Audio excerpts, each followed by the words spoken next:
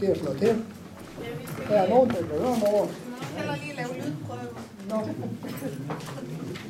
Ja. Tror I, det virker? Hvad med dernede ved jer? Det er ikke Prøv lige at sige. Jeg sørger for at spille fra dag af i sang, for det var inden var, det kan nu.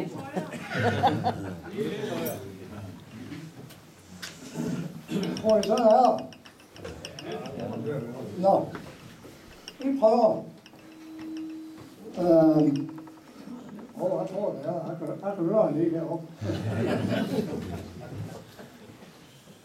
Det er sådan et blandet publikum. Der er nok nogen af jer, der kan huske krigen, men jeg kan se, der er i hvert fald måneder, der ikke kan huske spor om den. Det er heller ikke, for det jeg kan huske. Det helt store har jo en årgang 35, og derfor er det sådan lidt begrænset, men noget kan jeg huske.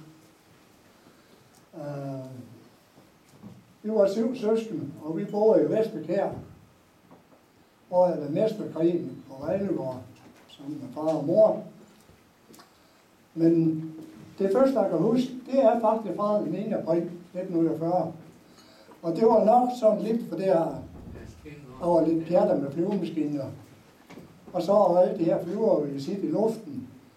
Og det gik vi noget op i, og selvfølgelig har min far og mor også fortalt, hvad der skete der. Så var jeg med min far op ad der spanden fra mejeriet. Og der var naboen Jens Bundgaard, de var også op ad der spanden. Og så de to mænd, de kom selvfølgelig til at stå og snakke om, hvad der var sket. Og sådan sagde jeg prøvede at følge med i så godt som han kunne. Men så jeg Jens Bundgaard, han var sådan lidt gammeldags. Han så jeg nogen, som var indfattet. Det var så, at det er en mørk tid, vi går i. Og den næste uge, der gik jeg og ventede på solen, der kom den nok ikke op. Og det var en mørk tid, så holder vi mørkt. Men så gik jeg altså ind, heldigvis. Men det første, vi sådan set rigtig mærkede til krigen, det var jo de tyske fly, der kom der, de skulle jo ud til flyvepladsen.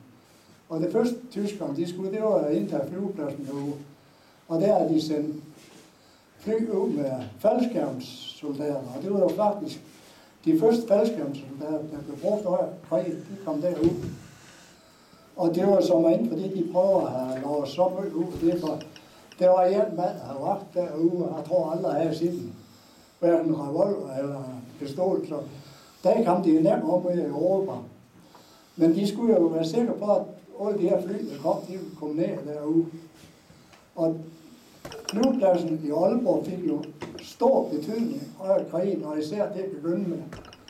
Og det var fordi, at de tyske fly, de skulle jo videre til Norge med mandskab og materiel, og de kunne ikke flyve derop i et træk, så de var nødt til at skulle ned ude i Aalborg. Og derfor var de nødt til at have Aalborg i lufthavnen.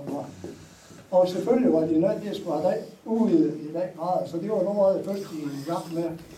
Det var ude i Aalborg Lufthavn. Og derfor begyndte de også med at lave Det er fint. Luftværnsbatterier rundt om Aalborg Lufthavn. Og derfor var jeg så Balegårds Mark, dengang hed Møllebakken. Men det var jo sket med det, så kom jeg til det tyske bakken for alt. Men i Vesterkær, hen over sommeren, det gik ikke ret længe inden, så begyndte englænderne at bombe flyvepladsen for at sænke så meget som muligt nu. Og det var sådan set det første, vi hørte til at mærke til krigen. Og i det hele taget, så det jo i mærke til krigen, det var mest det, der foregik i luften. Men det var ikke ret længe inden, der kom engelsk bombefly om natten. De kom holdt det om natten til at begynde med.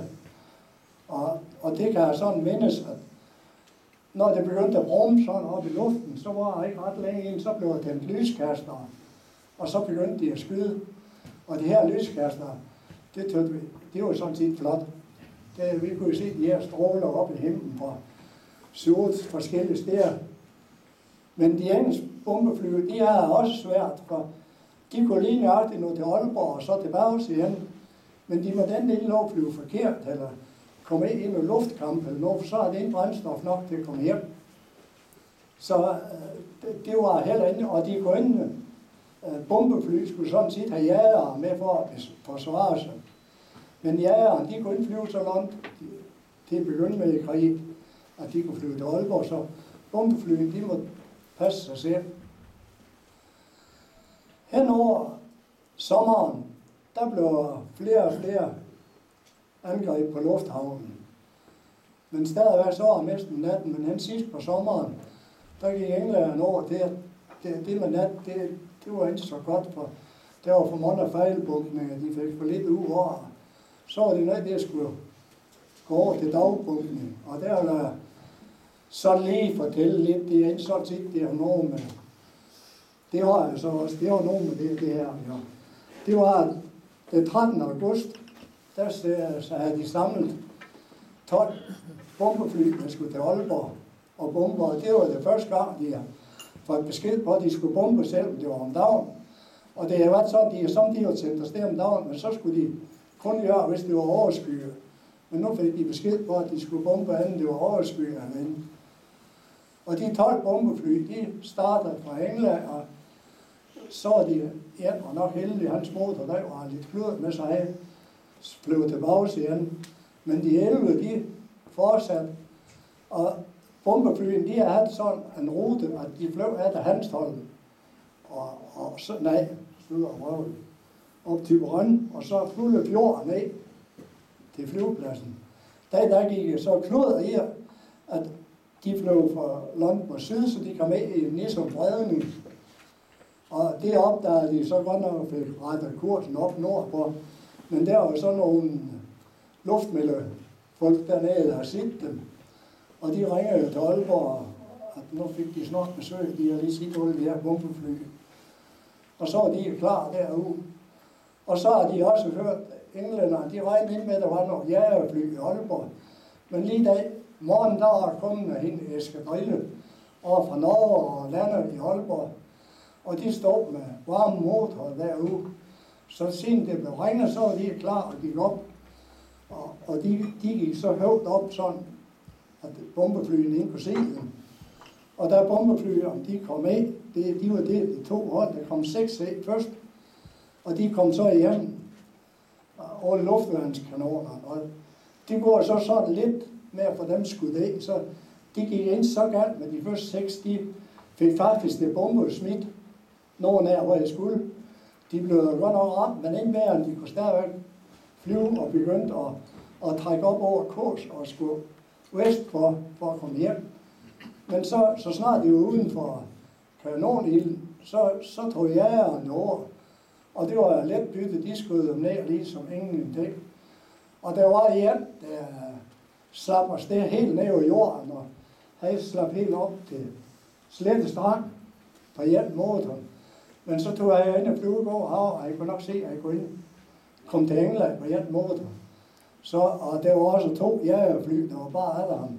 Så han fik en nødlander deroppe, og der brækker nu i 3 stykker, men dem der var en, de reddede livet. De næste 5 fly, der kom med over ude i Aalborg, der var kanonerne, der havde de så fundet de her stillinger, og de blev skudt ned alle sammen ret hurtigt. Dem fik jagerflyene, der kom de slet ind i lav med. Og de fik heller ikke rigtig de her bomber, de smidt dem sådan ud i kortet for at blive spillet ved dem, og så blev de skudt ned. Og de 33 besætningsmedlemmer, der var med der blev de 20 år dræbt, og der var 13, der reddede livet. Og de 20, de blev begravet oppe i Vaden og Vaden Kirkegård. Men det foregik jo sådan, at vi kunne se, og derfor det var et af de store luftslag, der var, som vi kunne se direkte. Og der var så blevet så grædt, at vi var nødt til at skulle til at finde beskyttelsesrum. Og dem, der har kældre, de har fået kældre rundt om, og vi var nede på Vejlegård, og så heldigvis at få lavet en ny albeholder 2 år før, og der var ikke Højbro endnu. Så der fik vi sandsikker op ovenover og flyttede ned der og boede der i, vi var en 7-8-10 meter dernede. Og det tødte vi børn, det var lidt spændende, der blev der halv på gulv, og der sov vi ned alle sammen, og der var endda samtidig nabo, der kom ned også, fordi de her ingen steder at være. Og vi tøver nok, vi var nok lidt bange, men en sådan speciel. Jeg kan huske, det var samtidig igen om natten, når de skød løg, og så skulle vi bare op og se, om dyrene her er godt nok, og det var mor indmødt. Det var sådan ligesom det, jeg kunne huske, de snakker noget om det, at I skulle blive nede. Men det var så mest i 40, siden kom ind i 41, så var han ret længe, så holdt englænderne op med at bombe så meget herude, for det var for kostbare, de fik skudt for meget ned, og de fik alle ting, der skal til. Så holdt vi selvfølgelig op med at gå i alle beholderen. Men vi plejede tit vores mor om, at man ikke måtte få lov at komme derud og sove i anden natten. Men det måtte vi ikke, for det var ikke for sjovt sådan over. Så det var ikke noget af. Så begyndte vi også at se soldater på jorden selvfølgelig. Og det var jo også siden de var kommet op i marken heroppe. Og så var så tit de her øvelser nede ude. Og der kom de op og ned af Røde Markvej, når jeg skulle derned. Og så er det, vi børn, vi forstår jo ikke noget til, så som måske de voksne, de gør. Og de voksne snakker jo altid om, hvor forfærdelige de her tyskere, det var nogle gallerfolk. Og vi tødte de her soldater, der kom der, det var ellers noget. Det var nogle pæne unge mennesker, og vi brinker og altid til dem. Det hentede vi fik et stykke chokolade af dem. Jeg kan da huske, at vi fik en appelsin. Jeg tror, det var det første appelsin, jeg har set, for der går ingen appelsiner på træerne dernede. Men vi kunne jo ikke forstå det der med, at det var sådan nogle forfærdelige folk. Og jeg kan også huske en gang, vi har været inde og Sundby til et eller andet, og der var kommet nogle tyskere, der var masserer, og de her med de samt nogle masserer. Og så var en gang, vi var sammen nogle stykker, så at det lød godt. Det skulle aldrig så. Det holdt der med en mund, hvad for alt det. Men de her dybe mandstemmer, og de kunne altså synge, men altså her og de der, så var nok også have lidt andet syn på tyskerne, for det. Nu får børn, de får jo alle ting af med fjernsyn, hvad der sker. Altså vi fik jo indret med, og vi så, at de flyver i luften. Og der var jo aldrig i tvivl om, at vi holdt med. Vi holdt noget lige med de engelske flyvere. Det var ikke noget raffel om. Men altså, de tyske soldater, der gik her, dem kunne ikke sådan lige sige, at det var sådan nogle fjender i dag for sig. Jeg husker også en gang, vi sad inde og spillede. Det var nok Luther, det gik jo mest på der gang. Så pludselig så var en drøn lige uden for vinduet, der kom en stor bombefly. Lige ind under 3-4 meter over jorden. Og der tog jorden over i Nordbøl, og så russerne hele vejen derfra så ud til Bjergskov. Og lavede sådan en helt vej hele vejen ud. Og så fik vi børn jo travlt med at komme ud og fik fat i cykler. For vi havde nok set flyvere, men det var jo lige oppe i luften. Så vi skulle ud og se, hvad her pjælk, der lå derude, for der var faktisk helt. Men der var kommet derud, der var oppe i sætningen kommet ud, og der var ordentligt kommet en bil med tyskere, så de her spærer også om, vi kunne ikke komme hen og kigge ind. Men der var også en anden flyver, det var en jagerfly, der faldt ned, en tysk også. Og det var, der havde nok fået noget motorstop eller noget, der var ned ved en nærmere og var nørdet i. Og der pilot kom ikke ud, og der forsvandt fuldstændig et stort hul. Og der fik vi børn altså ikke lov til at komme hen, for der skulle vi ikke hen, når og det så sådan ud, at han var smadret fuldstændig. Men i 44, der har vi solgt Vejlegård flyttet op på Vejlegård. Og så skal jeg så fortælle lidt om Tyskebakken deroppe. Det er klart, at tyskerne, når de nu har lavet flyvepladsen derude, så ser bakken herovre. Vi skal regne med, dengang der var ikke letbælte. Jo, der var ikke letbælte på Jøl. Men så når så hen over marken. Det var når vi stod op på højst deroppe, så kunne vi se hele horisonten rundt. Og det var jo ideelt sted at lave en kanonstilling, for de kunne jo skyde helt til Bro, og de kunne skyde til Nørreholm, og de kunne tage hele vejen rundt. Så derfor var jeg nok de to det deroppe. Det blev så etableret med 6 store kanoner, det var 88 mm. Og så 4 små, nogle med 2 cm. De store kanoner der, det var nogle ret kraftige kanoner, også selv den dag.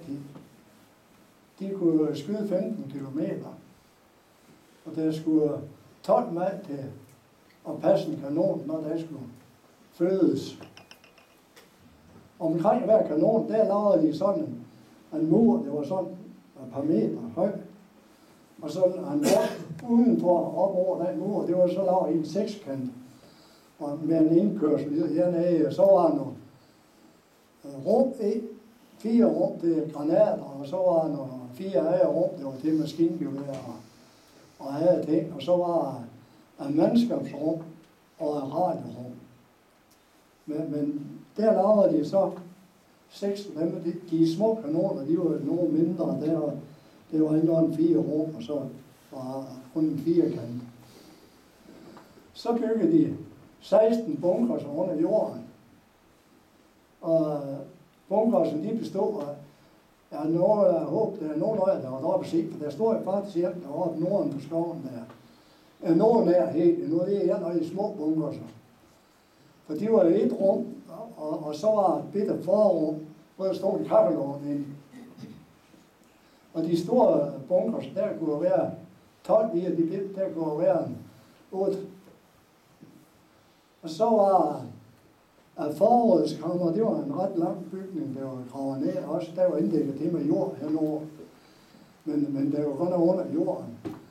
Og der var sådan en lang krog lofte i den ene side der. En kødbrød. Den anden side var en masse hylder til at lægge kød på. Så var rum til konserves, og så var rum til kartofler. Og det var det eneste bygning deroppe. Det var træmmer på vinduerne. Det var forrådskammer. Det skulle de passe lidt på. Så var en kommandostilling. Det var der, hvor det hele det var samlet op. Det var en bunkersnag, og så var en lang væg med alle de installationer i. Og det var sådan en plads til, de kunne køre i radio, hvor hvem der kunne stå ved siden af. Og så var den største bygning deroppe. Det var kaldt Lytteposten. Det har vi aldrig rigtig kunne forklare, for de har en rigtig radar dengang, men de har altså sådan over i den retning. Og det var en ret stor bygning, og væggen, de var 1 meter tyk, og loftet var også 1 meter tyk. Så var der lavet med 4 lag jern i, og det var sådan noget tyk jern som tommelfinger. For ellers så alle de små rum og lige sådan bunkersen, der er godt nok jern i lofter, men det var sådan noget tyndere jern. Men det deroppe, det var altså en kraftig jern. Så var der nogle træbarakker. Der var en til officeren. Det var selvfølgelig pænest. Der var rigtig med sådan små vinduer. Det var en rigtig pæn barak. Og så var der nogle barakker, hvor der lå til ammunition. De var lå helt ude, lidt sådan udenfor det rundt deroppe. Så var der grænset ind med en skyttegrav. Og uden for skyttegraven, der var sat pigetro, og det var 21 rækker. Det var sådan en 3-4 rækker, det var på lige. Og så var nok 3 rækker ovenover her, og så var der snor sådan over rundt om hele vejen. Nogle grimme skidt, og det var sådan nogle, hvor pikken, de sad lige så tæt. Og her det krigen, der var vi sgu her skidt blødt, det var noget grimme noget, det var ikke det spil her. Og vi havde ingen handsker eller nogen ting, vi brugte skafterne og gummistøvlerne. Det var Jens, vi havde at tage med os. Så var afhængigt, det passer, vi bildte os altså ikke, det var sprøjtet noget på, for når vi fik en rift, så kom der altid betændelse i her. Og det var godt nok, det var grønt i pigetro, så det kan godt ske, at vi var sprøjtet i nord. Så var nede på marken imellem bunkerheden, det der over uden for Petersberg, der var lavet ligesom 4 læger gård med 4 store barakker. Og det ene barak, det var også til officerer. Og det, der var lavet akkurat som et stuehus, sådan med små vinduer, der var endda lavet hav udenfor, og der var en stendys ude i havnen. Det skulle se ud sådan på luften også, om det var en bondegård. Og så var der en oppe på rakkeren og kantine, og en anden, det var sådan en lagerrum. Og det sidste, der var vi godt nok imponeret, og vi børn, der var kommet så der. Det var en begravelsesal. Og der var nok lige så langt som det her. Stue, sådan en skrå gulv, sind nede, af, og så har de lavet finmalerier hele vejen på væggen. Og vi har aldrig en rigtig biograf dengang. Det længst vi har været, det var når vi var nede på Kronens, vi kunne se en køl gokker hende. Der var Margrethe og Danmark. Vi har aldrig det en biograf før, så det var godt nok kræs at komme ind og se det.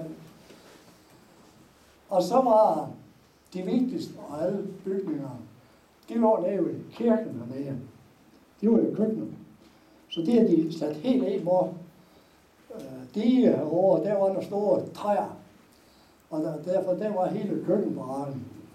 Og så var på langs her ved parkeringspladsen, der var en lang garagebarak, hvor det var, der var 4-5 store porte i.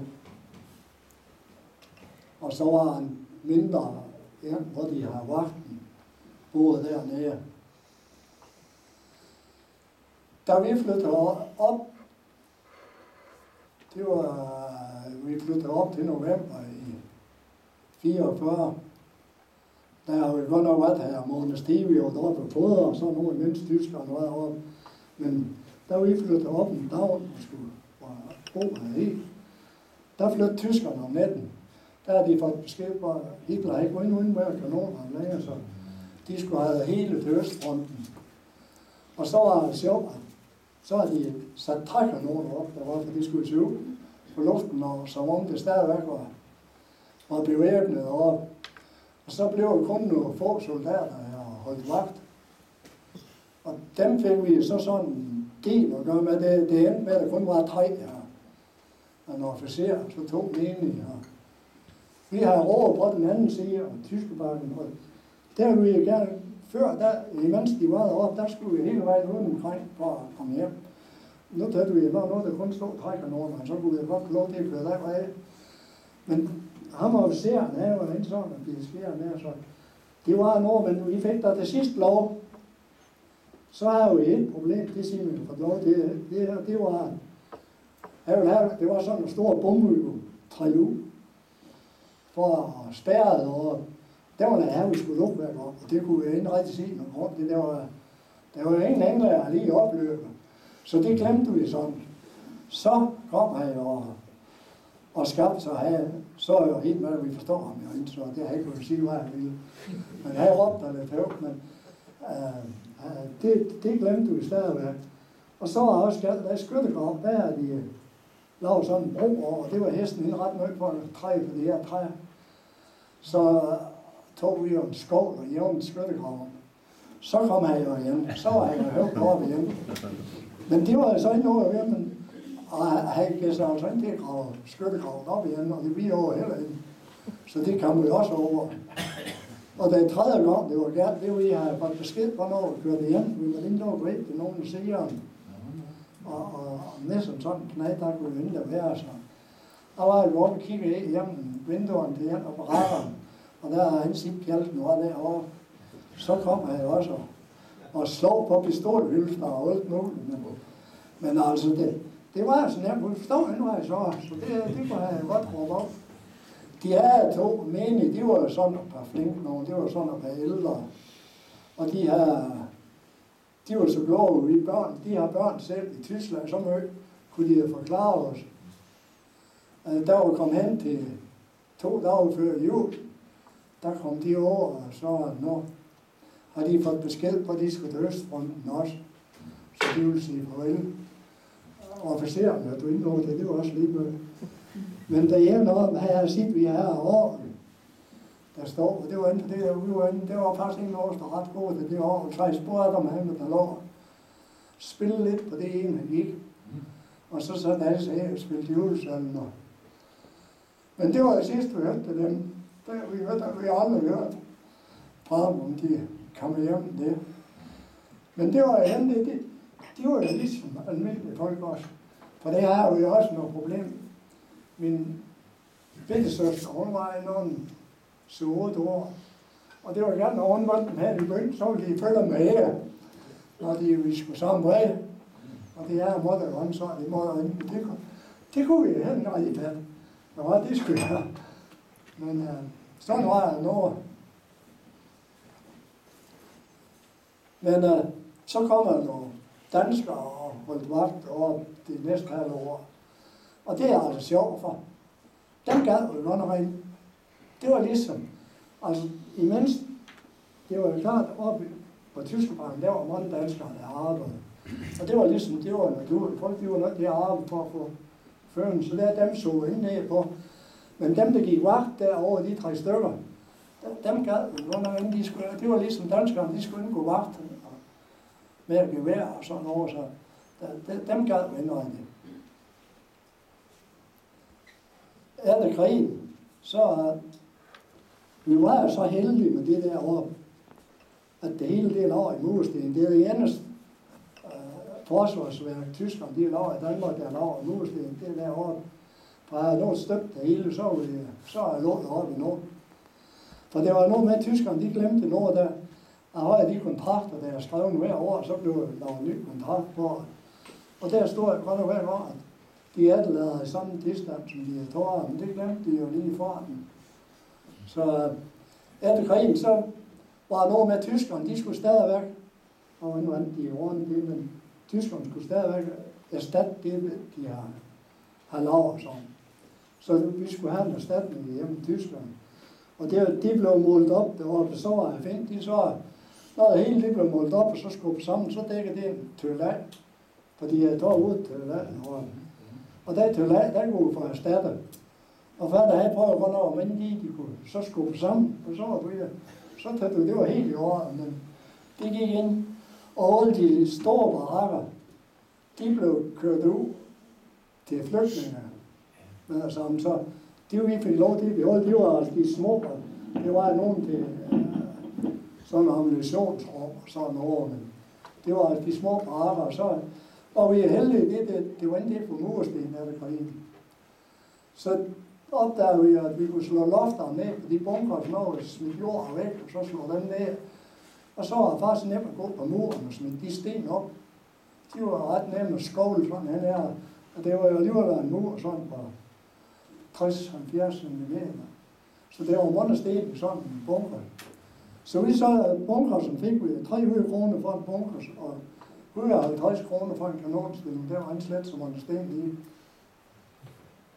Og de blev solgt på nær 2 bunkers og en kanonstilling. Og det var fordi, det var ligesom, det var forskel, at nogle steder havde de haft med cement, og her steder der havde de nok taget med sig hjem. For nogle af dem, de var så nærmere, vi kunne næsten, når de smidte dem op stenen, så var de næsten regnet. Og så var det var noget enkelt, det var næsten ikke det hoved i. Og da store byttepost deroppe, der ville vi så godt have, for der var nemlig inddækket jord i en mur. Og så den med de der præger vægge, og der var jo masser af sten i dem. Og så var der sådan en sprængningskommando ude på flyvepladsen, de ville sprænge taget på den, for at få de 3 lag jern, der var der i, for det var heller ikke det på jern. Men de sprang op en hel sommer, inden de har taget sprunget ned, for sådan noget cement, de blev ved at hænge i, de lag jern. Og det var så godt, de fik godt nok ned. Men da vi skulle det prøve at se på stenen, der var aldrig en hel sten i de vægge. De havde fået sommerne knald, og det var ingenting det, så det kunne vi godt have sparet.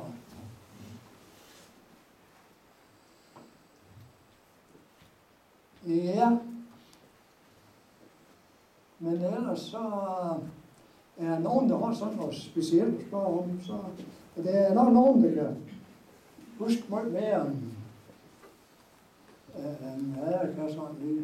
Ja. Derude på, det er selvfølgelig noget, du har fortalt, ude på min eng, ude på Kytteren, Ja. der er noget, de kalder søjbak nu. Ja, det er startbaner nu. Og det har jeg fået fortalt, at der står noget attrapfly med noget lys og noget på. Tyskerne, de var fantastiske til at lave sådan noget. De høvede jo alt græstør noget derude. Nu skulle de altså bruge en masse græstør herovre på. Så snart de har gravet noget, så blev det med græstør, og så er det jo grønt. Det hele. Men de lavede jo en hel flyveplads derude, så træflyvere derude.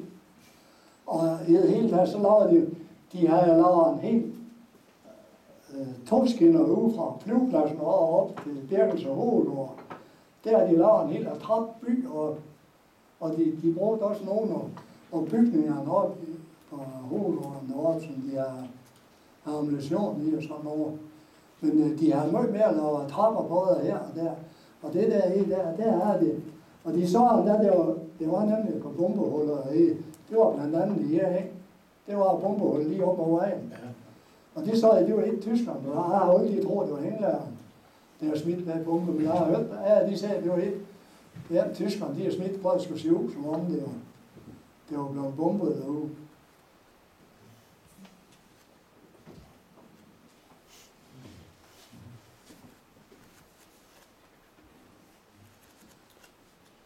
Men det var jo en hård tid for englænderne, for de var godt nok rundt med de der flyvere, de havde ingen chance for at komme herop. De blev skudt ned. Og det var altså også for det, de ikke kunne få jæger med herover.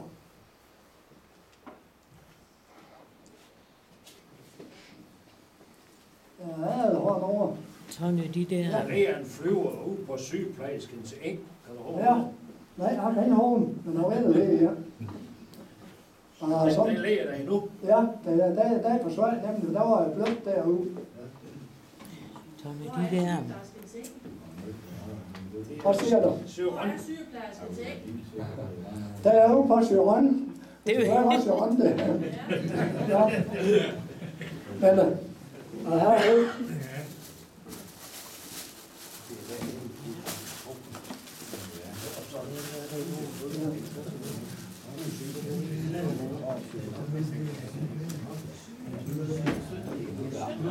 Han har nogle tegninger over her, så når der var at det så ud, når vi kan se.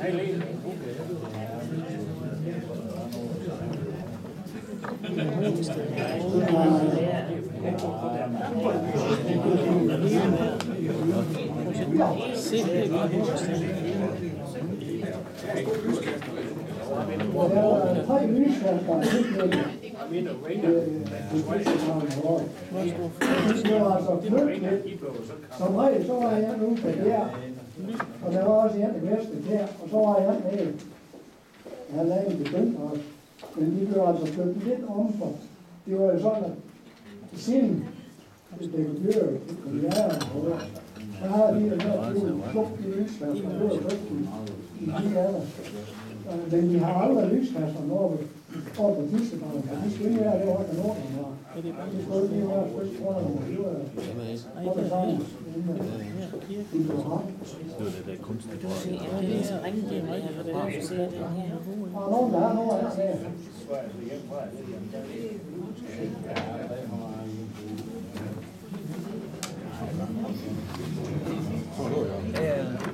Men det er heldigt.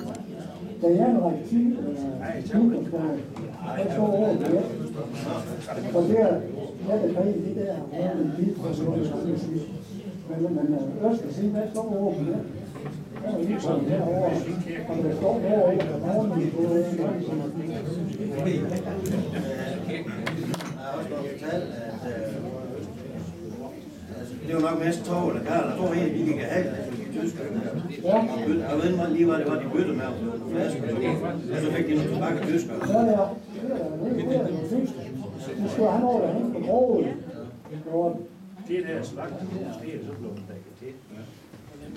Hvor mange tyskere var det? Ja, altså nogen steder står, der skulle være 104 for de kanoner derovre. Men de regner sådan med, at det var nok en 150, for det skulle også være nogen til at have mad og sådan noget. Men jeg tror nok, det var sådan, der var ikke rigtig fuldt lavet med mennesker. Og det var også sådan, at jeg tror, at de brugte den meget til at reparere de der var rigtig lidt længe.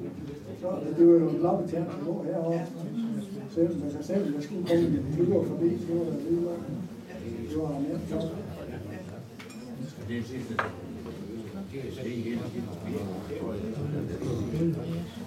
var nemt.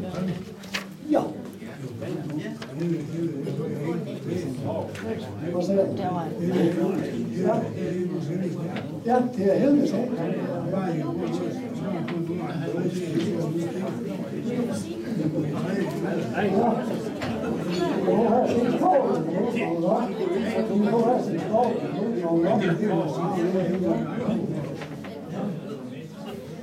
Men det var en spændende ting, hvor vi kunne få lov til at komme ind og se deroppe. Og se, hvordan det så ud. Så. Men det var godt nok noget, det var nogle flotte kanoner, der var deroppe. De var næsten pænere end de rigtige kanoner, de så ud mere. I fik aldrig set noget biograf. Nej, og der var ellers sådan rigtig, men der var fremviseren, det var en murerrum, men så var jeg træ det hele, men der var skam rigtig murerrum, der fremviseren stod i. Tonjo, hvor blev de trækanoner?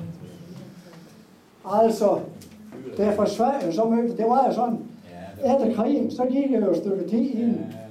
Altså, vi fik ind over, bare sådan, at det var også, der kunne bestemme over vinen.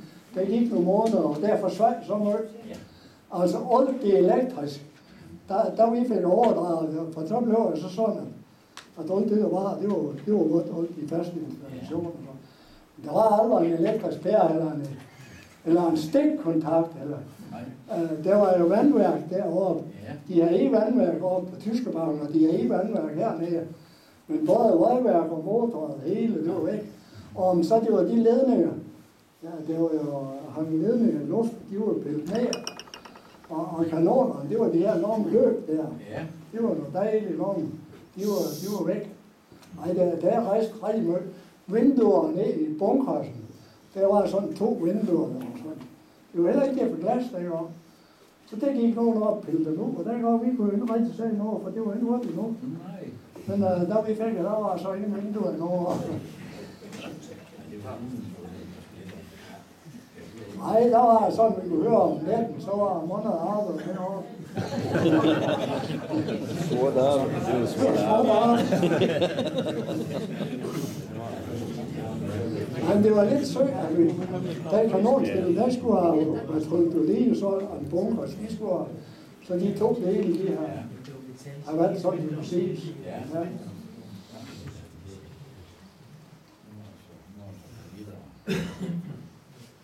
Nej, så skal der ellers lige fortælle jer. Det var så her, det er nok 4-5 år siden, der tog de her en stor øvelse. Og så en dag gik over i maskinhuset, så kommer 2 tyske soldater og en dansk kørende over og skulle spørge, om de måtte stille noget op deroppe. Så kunne jeg have endnu noget med, og jeg dengang jeg havde så foran. Men der rendte så lige noget i mig, så jeg det ville helst dem at sige, for de kunne indslag dansk, de 2 tyskere. Du skal helst nu sige, at det er pænt, de spørger allerede her gang det sidste, de var. Der spørger I ikke allerede. Og du kan også helst dem sige, at de holder lige oven på forrådskammeret. De er ikke, de har været deroppe nogen tid.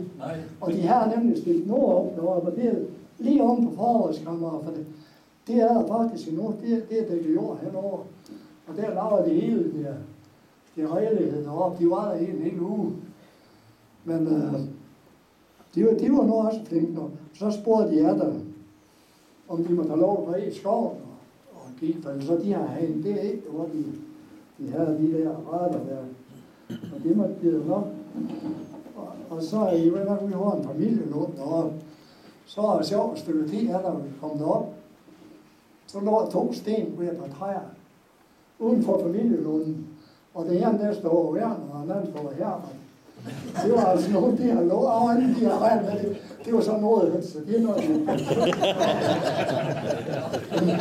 Der er en sten, der er lidt nede oppe i noget. Det skulle sådan være minde for det.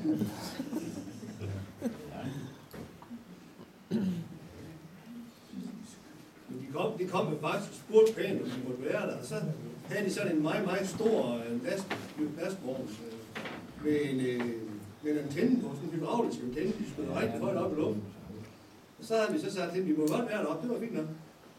Men den parkerede de oven på det her forrådskammer, og som far fortalte, så dækkede vi det til. Det var fordi kommunen havde sagt, at det var farligt. Det var faldet ned over folk, så lavede vi sådan en jord henover. Og så kørte de den der kæmpe store lastbil ind ovenpå, og holder lige ovenpå. Og så tænkte jeg, at de må da selv vide, at de har sgu selv bygget. Så hver morgen efter på arbejde, så kiggede jeg på antennen, der var sunken 3 meter. Ej, men det var nok, fordi de vidste, når det var dem, der havde lavet, så kunne jeg holde. Og det så har vi også godt at på nogen, de prøver at indøve på for, at det faldt med. Men nogen, de så, det var vores ansvar, hvis det faldt ned i hovedet og nogen. Så vi skulle... Ja, det er vist det, jeg har. Men hvad er stjernehimlen, den kom? Det håber jeg også. Men jeg har lige et spørgsmål. Det meste af det, der blev lavet sådan et støberi og sådan noget, var det med dansk arbejdskraft? Ja, det var dansk arbejdskraft. Så lavede det også lige fusk i hovedet. Ja. Sådan Vi har også samtidig når jeg har jævnt deroppe, så pludselig så går vi sådan 6-7 stykker cement, der lå i en døgn. Og jeg tror nok, det var så dem, vi kunne finde deroppe, men jeg tror nok, der var nogen, der tog noget cement med hjem. Men det var fint. Så var stenen meget nemmere at regne. Jeg har sat op nogle måneder sten regne deroppe. Som barn, vi har hentet mange penge, men det var ikke så meget på lommepenge deroppe. Men 5 øre per sten kunne vi få, så jeg tog en helt kanonstilling op, sådan som en 14-15 år der. Og så har vi også med kabler, for de har nok taget alt det elektrisk. Men der var gravet kabler ned fra kommandostillingen, og så ned til hver bunker, og ned til barakkerne dernede. Og de lå jo sådan med penge ned. Når vi fik æde sådan hjem, så gravede vi, og vi vidste, at nu har æde gik. Men vi gravede så, og de kabler, de var altså kost mange penge, for det var jo ikke det at skaffe nogen verdens ting. Så vi måtte bare passe på, at vi måtte lige nå at trække for meget i for det var jo nemmere det sidste stykke der, det var nemmere at holde dem op i jorden. Hvis de opdagede, at de var sprunget, så fik vi jo nogle røg, og dem der købte dem.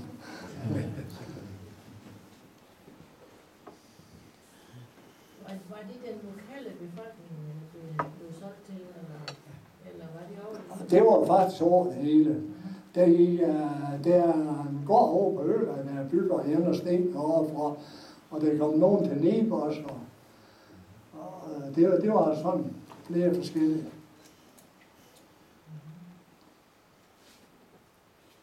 Nej, men der var der mange, der arbejdede derovre, og det er lidt sjovt, som de havde en skoleklasse over og fortælle om tyskerbakken. Og så skal de også ud, de har været, hvor mange tyskere, der har været ombygget det derovre. Og så må jeg sige, at ja, det er jo lige, hvad tyskerne bøger, det var danskerne bøger. Og sådan en skolebarn, det kan de altså ikke stå, og vi var der i krig med tyskere. Så kan de ikke forstå.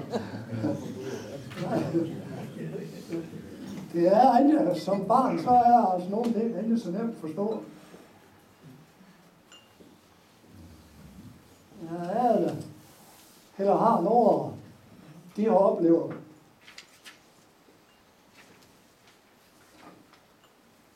har været der nogen, der sidder der hårdt mødt. Ville have været mødt mere end noget om krigen. Ja, det fik vi først, og vi bagefter, så kunne han jo have kommet der også. Ja, og har samlet så mødt op, bare har indret nogle ting fra den gang. Og jeg synes ellers, det har været fint. Ja. Er der flere, der har nogle spørgsmål?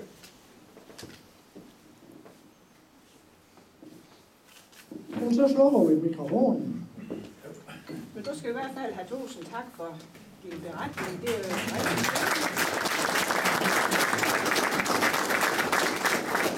Jeg har lige hørt så meget om Tyskebakken, og der var ingen plej, der også rent op, men vi har aldrig været helt klar over, hvordan det var i den tid der, trods det vi har boet så nær ved. Nej, det er nogen, der slet ikke er, når det har været noget over. Nå, ja. Det er bare ikke at forstå, hvorfor det hedder Tyskebakken. Nej.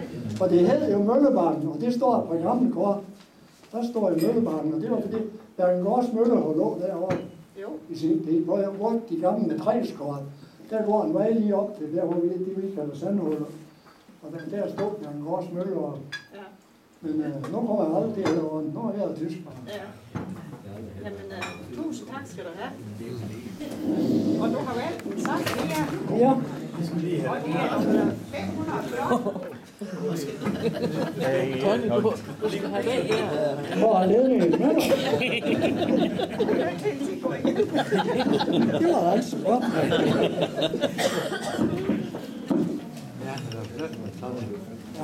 Tony, vi skal have den. Stå der her. Tony her. Her. Du kan Men det er jo 514.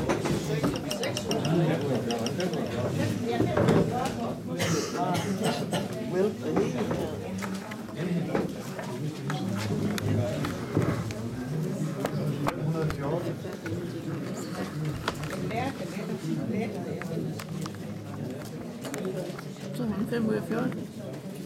Jo.